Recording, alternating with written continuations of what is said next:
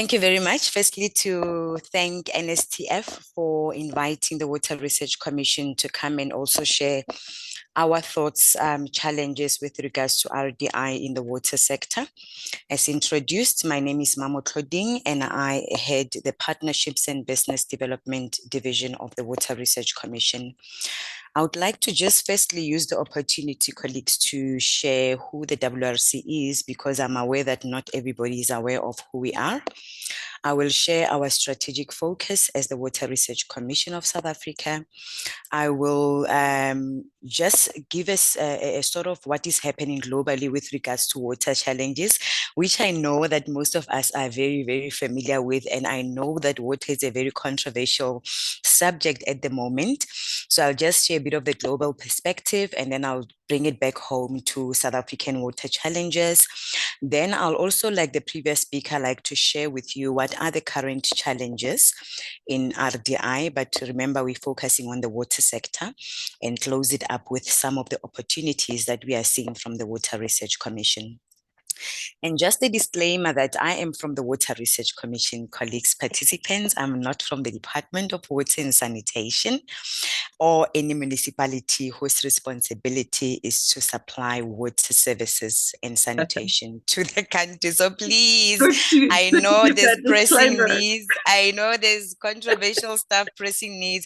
Please, let's focus on RDI because I will not be able to speak on their behalf.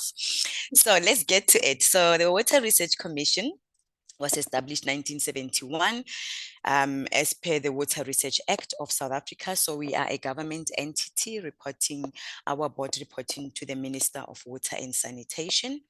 We have a very unique funding model and business model, unlike the other science council, if I may mention that. So we do not receive a parliamentary grant, but we are funded through the levy. This is the levy that is collected by the Department of Water and Sanitation from the bulk water suppliers in South Africa. Meaning that if the municipalities, for example, and us, we don't pay for our water services, it kills the Water RDI sector funding, because we have a specific percentage that we receive out of what has been collected. So my first plea is, let's pay our bills so that the municipalities can pay their bills, and then the Water Research can get the funding to support this work that is very needed in our country to contribute towards water security. So we were then established in 1971 to promote, coordinate, cooperation, communication with regards to water research development, stimulate funding, also leveraging from other sources, because obviously the percentage that we're getting from the levy would not be big enough to support all the work that we would like to do in the country. Another important element is the commission was established to sort of coordinate or lead the establishment of what should be the water research needs and priorities of this country. So we do a lot of engagements with different stakeholders in South Africa, and we try to identify what are the really pressing needs for research to be able to respond to those challenges. And some of them I will be sharing with them throughout my presentation. We also, you know that with the research, we develop new solutions, knowledge. We need to make sure that technology is transferred to the relevant people so that there is really impact after all on the work that we are doing. And also the issues of capacity. I think since yesterday, we were talking similar kind of language, all the speakers, if you look at the issues of funding, if you look at the issues of capacities. So it's really an issue that cuts across all the science, technology, and innovation disciplines, not only the water, but also as the commission, our responsibility is to make sure that we identify what are the capacity needs for this country to be able to embrace, use, and facilitate uptake of the scientific and technological knowledge and innovation solutions that are coming. And then now when I come to our strategic focus as a commission, the main thing really that we are concerned with is to make sure that this country does generate new knowledge that will be useful for the water sector. So blue sky is all good, but it's very important that we align the research work that we are doing to respond to this country's needs so that we really see the value out of the work that is being done. And also to mention that Commission is a science council. We fund research. We don't do research ourselves. So we launch calls for proposals, which then the South African stakeholders will respond to, be it the academic sector, be it private sector, be it NGOs, as long as whatever they are proposing is in line with the call that we launch, we do fund them. So it's really facilitating, supporting the creation of new knowledge in line with the needs of this country, but also importantly to say then what with this knowledge? How do we then build those partnerships and capacitate the people that needs to then make use of this knowledge to be able to make use of it? The previous speaker also mentioned the issue of communicating science in a way that is understandable for different stakeholder groups. So we know that we have researchers, scientists that can read 500-page technical reports, but we need to also look at what message do we want to send out of the work that we are funding and package it appropriately and correctly to the intended stakeholder groups. Then when we come now to the strategic outcomes, we really strive to be an organization that will be efficient and engaged with all its stakeholders locally in the rest of the continent and also internationally. We want to contribute towards an innovation-driven water sector, a water sector where everyone is capable to absorb this brilliant research and innovation knowledge and solutions that we are coming up with, and all capacitated, be it in the municipalities, in the academic sector, in the government, in the water entities, everywhere else. So we work through partners to ensure that. And we also, it's very important for us in the water sector to have empowered stakeholders. There is a lot of work where no one would be able to be really 24/7 on the ground to fix things, to protect things, resources and so forth. But we need to have very strong relations with our communities, for example, where we're doing some of the work, capacitate them to be able to also monitor some of their resources. So it's a sort of an extension of the water research and the department through our communities and so forth.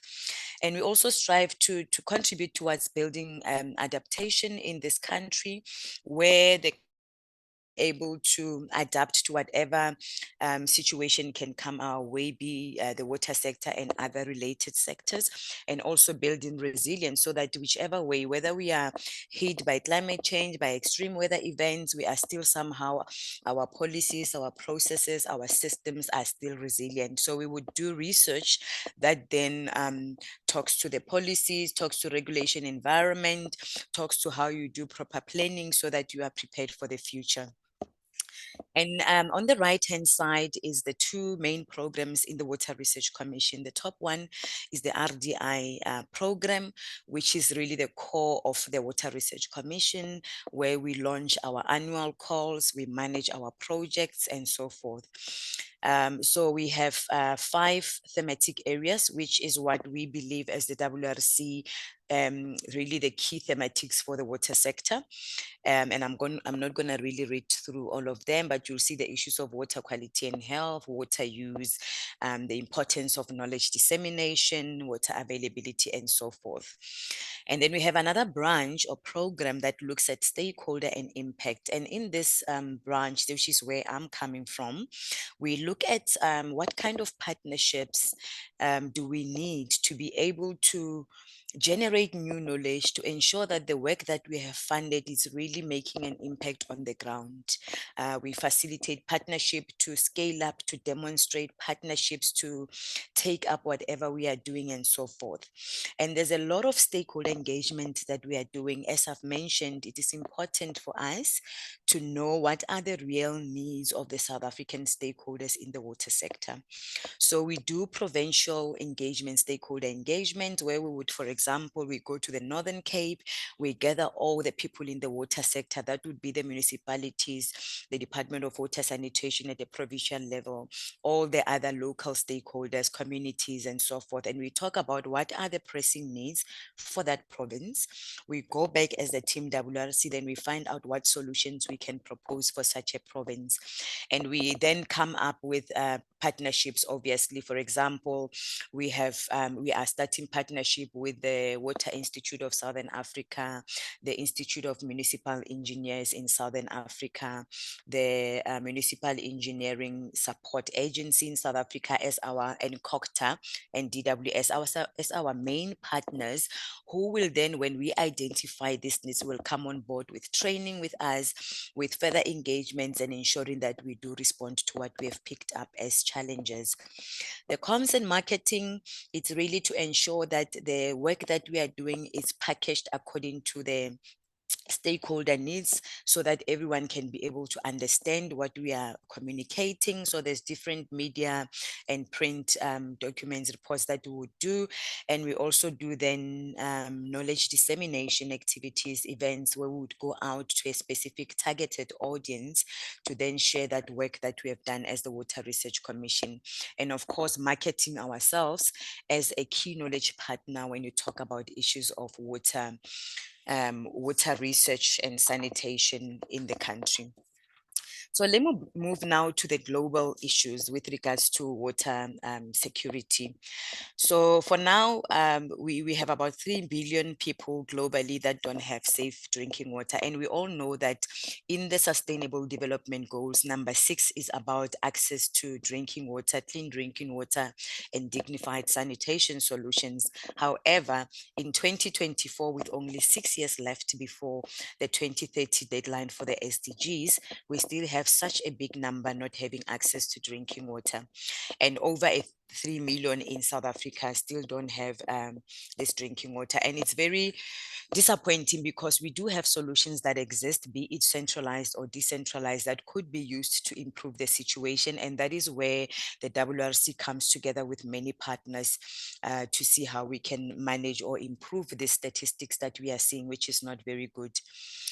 We know that there's issues of climate change, and climate change affects the water resources. And it's not only about the water resources, because when you affect water, you affect also other key economic sectors like agriculture, like energy, like mining, and even it's a human challenge itself, because when we don't have sustainable, reliable, clean drinking water and sanitation, we're really tempering on the same human rights of access to water and sanitation. Then it affects people's livelihoods. Population growth, we all know it's growing, but we don't have enough resources. And as long as it grows, we need more, we pollute more.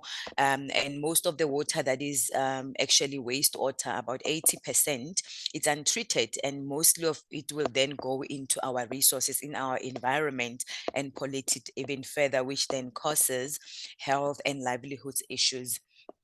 So all these challenges, which are not only South African or even African, are global. They really are calling for action to all the affected stakeholders, the funders, investors.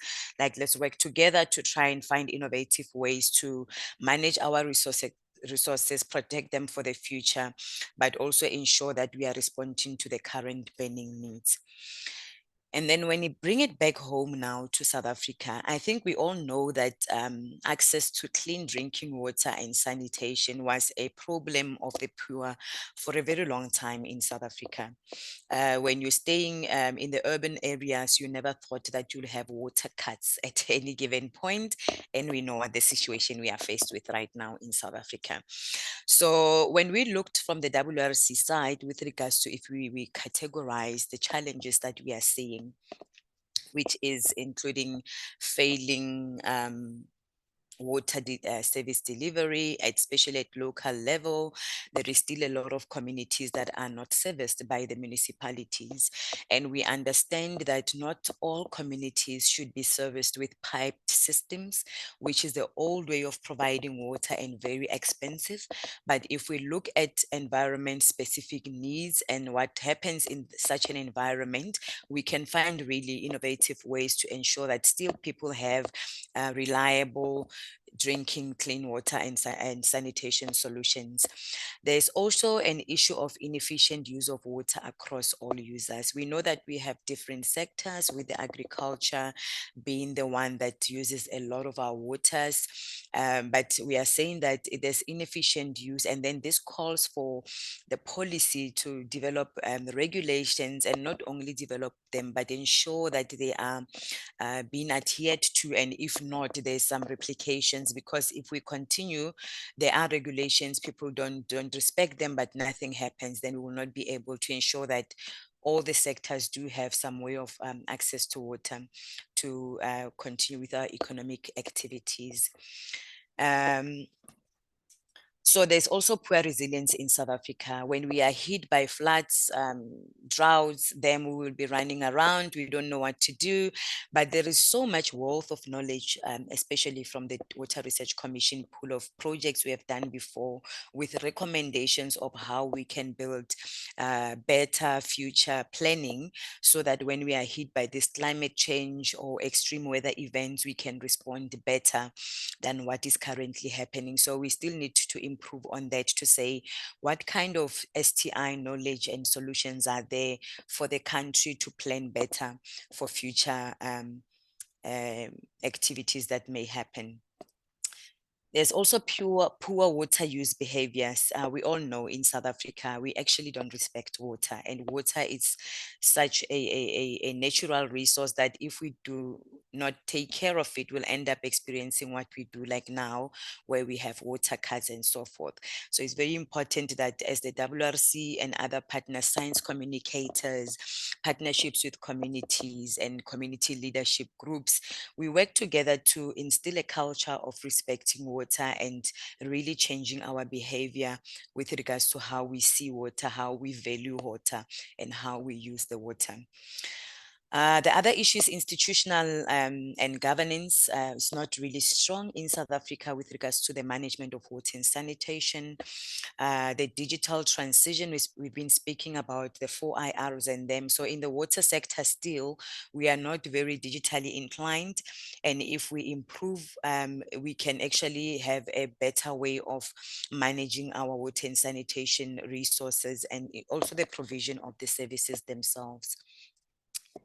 The water quality, I mean, that's one of the controversial ones. I don't really want us to get into. We know about the Val Dam, the Hartebees dams. We just know about even other communities where when they open their taps, the quality is just not that can be for human consumption. So it's an issue, water quality at bulk and also point of use in this country of ours. And it poses a very difficult health risk, where people will have waterborne diseases, which could have been prevented by ensuring that the quality of our both bulk and point of use is really at a good standard for human consumption.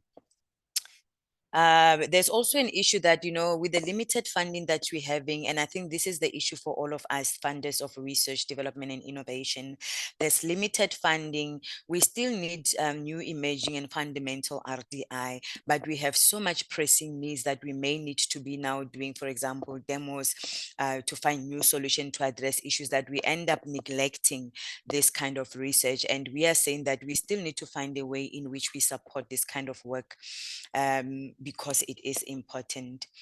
This 80% of the wastewater that leaves our home, I think I mentioned it in the previous slide, where we are saying 80% of water that leaves your home, be it from the water used in the kitchen, the bathrooms, anywhere else in your home, it goes back into untreated sewer. And then if we can use the available resources to treat this water so that it can be reused, it will save a lot of water, as we're saying is 80%. And we don't have to treat it into a standard that it could be for drinking. But imagine if we treated all this water, and the water that we are getting on our taps is really only for drinking, and the gardenings and all the other things we used this treated water, how much water we'll be saving of our fresh water that is needed badly for our human consumption. So there is a lot of knowledge solutions that could be used to address these issues. The issue is really to say, let's build the partnerships that will help us to jointly work together to then respond. I will now talk a bit on the challenges and what we see as opportunities from the WRC side. And this opportunities obviously is also a call for all of you and other funders, investors to say, partner with us as the Water Research Commission to do this work that is much needed to save our future generations, and generations will have water security. So the first challenge is insufficient funding. I think, as we have been saying, everybody has mentioned, our keynote has mentioned the decline in private sector funding and so forth. So we really need to up our research funding to contribute to GDP. We know we are far from achieving what is being set for us. I think we also need to get different funding models to ensure that we are able to stretch the limited resources that we are having to achieve more. And these funding models could be one for one, even in South Africa, let the funding organizations work together. For example, NRF, TIA, WRC, we can work on a call on water jointly than doing parallel calls. In that way, we are saving on the resources, the limited resources that we are having. Or we can look at private sector funding, how we can bring them on board, how we can leverage funding from international sources and so forth. From our side in the water sector, and this may not be applicable for all the disciplines, but from the water side, we are seeing a lag between the development of solutions, for example, in the water sector to uptake. So it takes a long time for us to be able to move from development to uptake.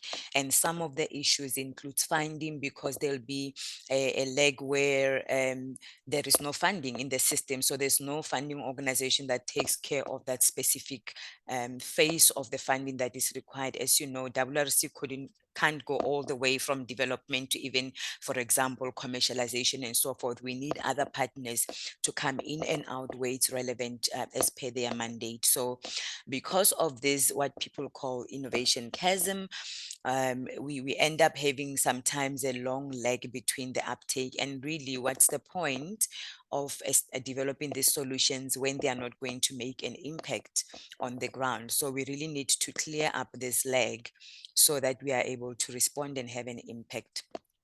From the water sector, again, we don't have a lot of patents. I don't know how it happens in the other sectors, especially when it comes to private sector. And we believe that if private sector spearheads this, and we have a lot of patents, we'll have a lot of value in the South African economy also, and also tap into foreign markets. But we are still struggling a bit with private sector patenting some of the solutions in the water sector. Capacities, I think I'm not going to go too much into that. We all know of the transformation that is required in the whole STI sector. The water sector is not unique. We need to build a pool of high-end skilled young people who will take over and continue doing the good work that is done by those that are currently in the field. We need to build capacity of the researchers and innovators, but of the people that needs to then take up this knowledge and solutions forward to see the impact. As I've said, this includes policymakers, this includes implementation partners like communities, NGOs, and so forth. The other biggest issue is really in the water sector. It's like in the health, I think this one, where we're saying we have a lot of pressing current challenges or issues, such that you are unable to really focus your funds, your energy, your resources for future planning, because we're really dying. We need to fix our wastewater treatment plants. People are having all these waterborne diseases. You don't end up having the space and the time to be able to really put in place infrastructure, processes, systems, and partnership to ensure that the future will look better than the current. So it's a very big challenge, because we do need to respond to the current, but we also have the obligation and responsibility as a water research funding institution to ensure that we contribute towards how should the future be planned to not experience the kind of things that we are having now. The climate change on it impacting on water, it's impacting also on other economic sectors. So it's really a big thing that we need to find a way on how we handle it. We have partnerships with the likes of the South African Weather Services, the SANSA, to try and find ways on which we can really predict what's going to happen in the future and plan better. Again, in the water sector, I'm not sure if it applies to all of us. We have a problem where we have lots of solutions, tech innovation solutions that are in place. However, there's no yet a fertile enabling environment to facilitate quick uptake of these solutions. You may find that the public procurement processes, for example, they don't support procurement of the new, for example, toilets that we have made, which could make a very huge difference in remote and rural communities. So we're working with the likes of the treasuries, the likes of the DTIs, the departments, to ensure that we build really an environment that will appreciate and make use of these solutions. And I think just in general, to embrace the culture of supporting innovation, because we will not be able to survive or build a water secured country if we want to do things the old way. We want everybody to have a flushing toilet, even when we know they don't have running water all the time. And there are lots of solutions that we can put in place. So we need to just change in our culture and support, embrace innovation. The issues of water quantity, we don't have enough water. We've used almost all our surface water, but there's many other alternative sources of water that we need to look at, that we can look at to augment on the surface water that is quickly depleting. The water quality I've mentioned, I will not repeat. Yeah, and the water use in sectors. So the next slide, I just want to share with you a bit on what we are doing as the Water Research Commission, or what we propose should be done, especially to build a capable water sector workforce. I've mentioned that capability is very key, because we can make as many solutions, as many research knowledge that is that could be applied to resolve our issues. But if there's no people on the ground who can take it up, nothing is going to happen. So we really need to nurture a high level and skill research innovation pipeline in the water sector, so that we can not only generate, but we can have people that can use, take it up, and then we see this impact on the ground. So the importance of institutional and individual capacity building is very key there. And we are doing that at the Water Research Commission. We use most of the research work that we have done and convert it into training materials. We do courses online, physical courses with many other partners from our universities in South Africa and others. Those short courses, some of them are accredited, some are not. And we also have a lot of activities that we are doing to support the young generation through training, through what we call hackathons, where we identify water sector challenges and we put together teams of young people from multidisciplinary areas to come and find solutions for us. We have a very huge priority on supporting the youth, which is anyone under the age of 35, to participate in the WRC stakeholder engagement, dissemination of knowledge, and also our projects actually. So starting with the last year's call, we had dedicated some percentage of our call budget to the projects that are led by the young water professionals. And then the CSI training, that's where we're coming in, also saying, how can we train the communities to be able to be our extension, really, to work with us, to monitor and to take care of our water resources, especially, for example, the rivers that crosses across their communities. How do we work with them to instill the knowledge and the skills that we are having to build food security through, for example, school gardening projects, community projects, where we are applying some of the texts that have been developed from the agriculture portfolio of the WRC to properly manage or efficiently manage these food gardens. And we have a lot of partnerships, as I've said. You can never do it on your own. No one can do that. So we have partners that we work with who funds us, for example, the Department of Science and Innovation, DWS, and many others, local, international leverage partners. But we also work with, for example, the Biodiversity Human Capital Development Strategy guys, Energy and Water Sita, WISA, IMISA, MISA, as I've said, for the capacity building, WaterNet, which is a SADC subsidiary. We have partnerships with international partners like the Wet Skills Foundation and DUT Skylab, who are those that we normally run the youth challenges, as I've shared with you. As I've mentioned, there's lots of solutions already in place. We just need to build partnerships to facilitate uptake in most of them.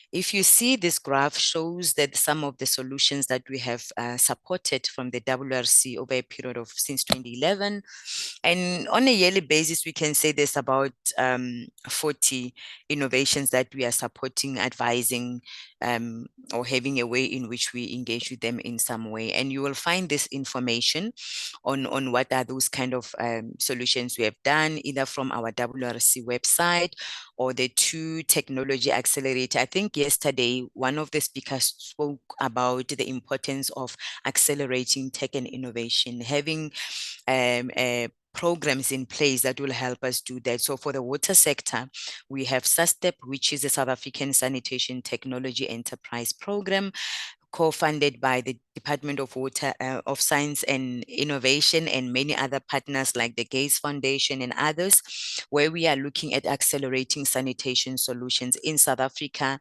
and also the African continent as a whole. And the WADA Technology Demonstration Program is also supported by the Department of Science and Technology. And there we are looking at specifically water tech and innovations. So we thank the department for these 2 platforms, because we're really seeing the improvement that they have brought into the water sector.